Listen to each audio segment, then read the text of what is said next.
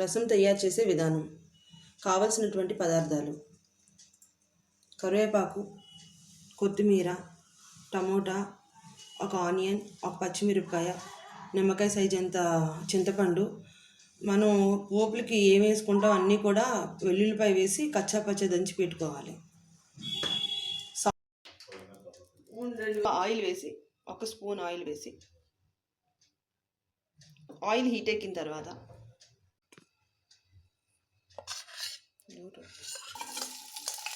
Onions, పచ్చిమిరపకాయలు,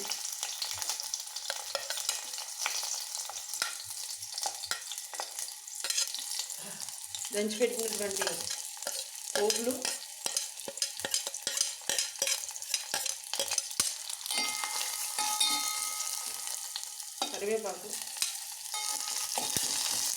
కరివేపాకు, tomato,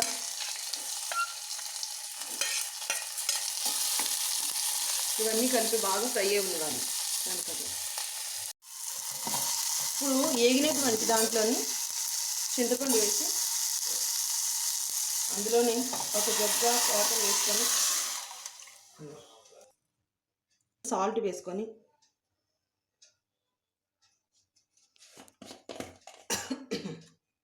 సరిపడిన చిటికెడు పసుపు వేసుకొని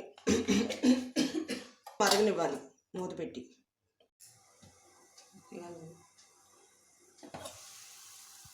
ఇప్పుడు మరిగినటువంటి రసంలోని మనం కొత్తిమీర వేసి ఒక్క మరిగిన తర్వాత స్టవ్ ఆఫ్ చేసేయాలి.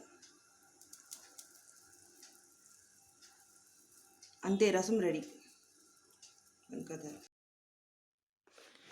ఇది చిన్నపిల్లల దగ్గర నుంచి పెద్దవాళ్ళ వరకు తినొచ్చు.